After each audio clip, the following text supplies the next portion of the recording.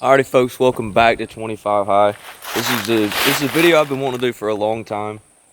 We're going to be comparing 3 of what I consider probably the best subsonic hunting ammo for a 22. If you're hunting squirrels, pest birds, groundhogs, I mean whatever.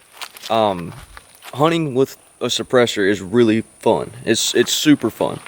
I gotta find my dang target stand. When you're shooting a suppressed 22, you get to where you can tell the difference between hitting a tree, a squirrel, or missing. Like, it's very obvious once you've shot a few times up in a tree. And it's really fun. It's some of the most fun you can have while small game hunting. And this is just going to be like a quick informational video. It's going to be super extremely scientific. Like, uber scientific. I think I know where my target is. I don't know why I'm running around like a chicken with my head cut off, but anyway, without me rambling on like crazy, I'm going to show you the rig that we're going to shoot and a couple types of ammo. So, in my opinion, one of these two, whichever one shoots accurate is accurate, whichever one shoots the most accurately is probably the best, like, you know, bang for your buck, if you will, at risk of making a pun. These are probably, in my opinion, some of the best subsonics for hunting. This one is 45 grain at 970 feet per second. They're both hollow point subsonics for small game. The CCI Suppressor series and the CCI Subsonic series. I've used both of these and they both work really well. It's kind of a toss-up whether I really think it's whichever one's most accurate, because this one is 45 grains, got a little bit more punch. This one is 40 grains, but it's a little bit faster. And then this one, the Remingtons, they are a 40 grain. They are copper coated. They're the only ones that's got a copper plated bullet. And I'm interested to see how that'll do. In the little bit I've shot these, they do seem quieter than the CCIs, even the 970 feet per second, even though they say they're at 1050. I'm very interested to see which one does the best, and the two main things, I mean, we're going to talk a little bit about reliability, how dirty they run, you know, stuff like that, but I really just don't have enough ammo laying around to like do a super in-depth test. So the main two things we're going to talk about is accuracy and sound. So two little disclaimers real quick. Every single gun is different. I feel like any, you know, roughly standard velocity hollow point 22 is going to do the job if you make with a well-placed shot, especially on like a squirrel, or if you're talking something bigger like fox squirrels and groundhogs and stuff. The biggest thing is accuracy, in my opinion. So it's always a good idea to try out a handful of different things, a couple different types of bullets, figure out what's most accurate in your gun, and then go with that. I mean, that's usually the biggest thing. And each gun is different. I've got a bolt action 22 that probably shoots completely different than this semi-auto. And I also don't have a decibel meter. So the other disclaimer is this is going to be super scientific because it's what I think. I'm going to compare like what I hear to like how much the camera picks up and stuff like that. And hopefully we can get a somewhat accurate, somewhat conclusive test of what I personally think the best subsonic 22 is for hunting. That's the key thing. There's a lot of subsonic 22. I think the best for having fun is the CCI 835 feet per second. They're just powerful enough to cycle through any semi-auto that I've shot them through personally, but they're a really slow, solid lead nose bullet. So probably not the best for, you know, hunting. You really want that hollow point to do some expansion. But enough of me rambling. Let's get to shooting. One last thing before we get to shooting, I want to show you the rig. This is Ruger's all new custom shop 1022 carbon Magpul. I don't know what the exact model is, but it's the carbon barrel from the factory. Magpul, I think it's like the Hunter X, it's a MOE X22, yeah. This is an awesome stock. It weighs like 3 pounds out of the box. They've upgraded the trigger pack with a better mag release, better lighter trigger. I don't know if they've done anything to the action but standard 1022, actually one of the most accurate 22 semi-auto actions out of the box. And this, what's great about this is it's like half the cost of if you bought a 1022 and then built it into this. This retails for like 500 or something like that. I just got a cheap Vortex Crossfire 2 to 7 by 32, and then of course the Silencer Coast Sparrow. A lot of people say it's kind of a mediocre suppressor, and it probably is, but I mean, it does everything I need it to, so I've been all right with it. So anyway, that's enough talking. Let's get to shooting. All right, we're finally ready to shoot.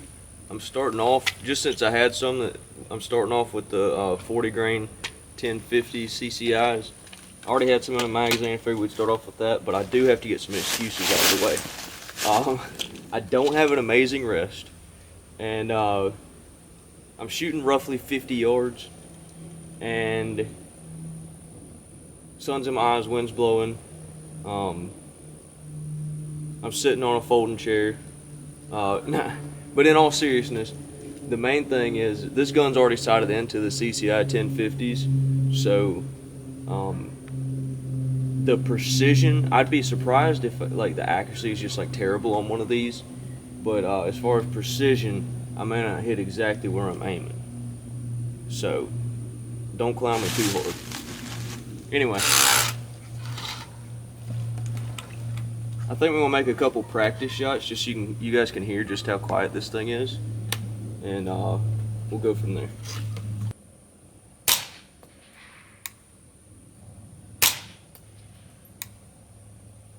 When you're shooting far like that, all you can hear is like the action coming back. It's amazing. I love it. All right, I'm gonna give it a couple seconds, minutes, or whatever to cool down. It should be fine. That carbon fiber barrel will keep it cool, but zooming on in, get our breathing under control, and I'm not a big believer in 3-shot groups. We're gonna do a 5-shot.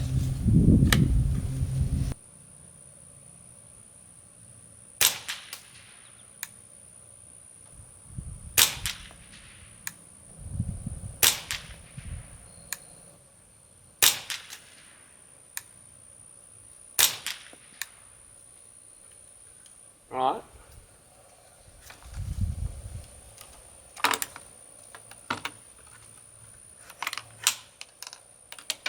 That right there may have made me change my mind about what ammo I'm supposed to be shooting.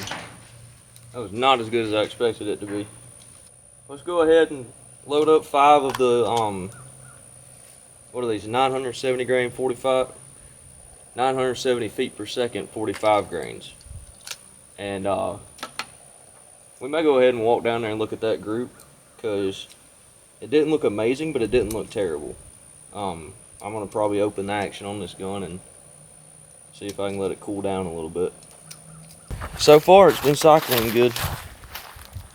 Even with a 25 round mag, I've almost flawlessly cycled 835 feet per second 970s and the 1050s in just my personal experience. But let's see what this group is. Alright, I was aiming at this dot right here. I had the crosshairs like perfectly on that black line, and 1, 2, 3, 4, 5. I mean, minus this one, that's a 1/2 inch group all day long.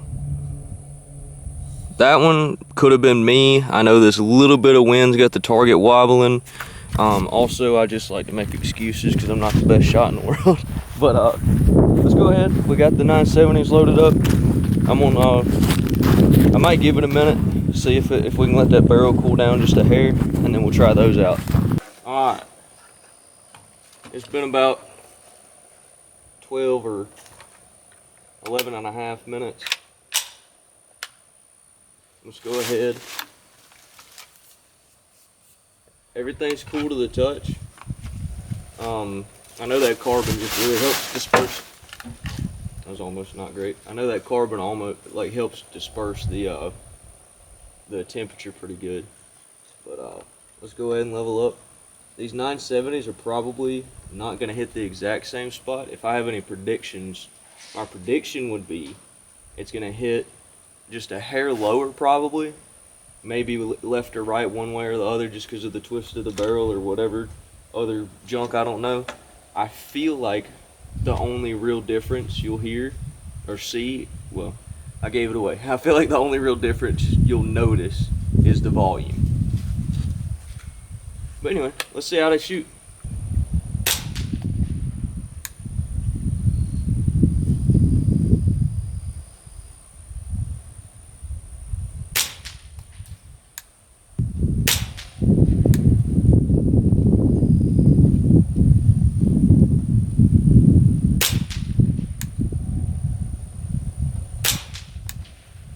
Alright, I was a little quick on that last shot. I will take the blame if that group's not great, but it looks like it did about the same. I hit a lot of that black part, so not 100% sure, but same routine. I'm gonna go ahead and load up some of these Remingtons. 1, 2, 3, 4, 5. Trying to keep this as scientific as possible. And one thing I noticed in that, I don't know how well it picked up in the camera, but what I noticed on those 970s is it seemed like the action and the actual pop of the bullet was a little quieter, but I don't know if it was just because everything right here was quieter or if it was because it's a little bit heavier of a bullet.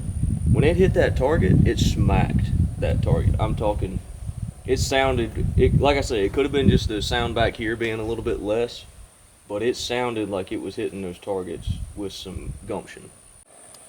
Okay, so not much difference at all. And it's almost like there's two groups though, so that's like almost exactly a 1-inch group. This total group's probably the same, but I don't know if it was there or one of these two that I had 2 in one shot, because I definitely shot 5 rounds. And I'm gonna say this one may have been me. One of these two could have been me pulling it, so let's just drop that out there. It's a little bit bigger of a group than if we knocked out the flyer of this one, but I mean, honestly, they're comparable, and that little bit of extra spread could have been just for me trying to be a little bit faster on that. So I'm gonna say it's a draw between these two so far. I mean, honestly, CCI is one of the best in the business, in my opinion, for rimfire ammo, so I'd expect nothing less. Let's just see how the Remington does, because I've been real interested to see. It seems like they're a little bit easier to get because the CCI sells out all the time, and also it's just something different, and it might run a little bit cleaner, being that it's copper coated. You won't get near as much lead fouling, and I don't think they put as much bullet lubricant on the copper coated, copper plated bullets than they do on the solid lead. So we'll give it a minute, slow our heart rate down, and see what those Remingtons do. Everything seems cool to the touch. Let's go ahead. I already got the mag loaded up with the Remingtons. These are also at 40 grain 1050, or I call them 1050. Hollow point, that's what it is. The only real difference is that they're Remington and that they are copper plated. So I'm very interested to see if they'll do any better. Alright, load it up. I'm going for the bottom, one of the bottom two sides of that same square.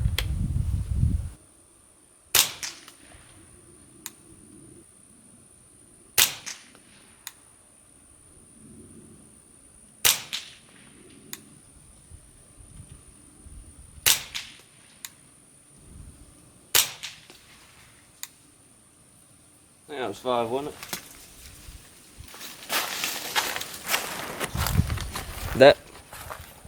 That's interesting. I thought it was looking really good until I paid it a little bit more attention. I feel like I took more time on that because I wanted those to be better. So I'm really interested in this group to see it up close, because like I say, for some reason I feel like I wanted the copper coated hollow points to do a little bit better because I thought they might run a little cleaner. So I think I subconsciously took a little bit more time than I did on the CCIs, even though I typically like CCIs better. And yeah, this is interesting.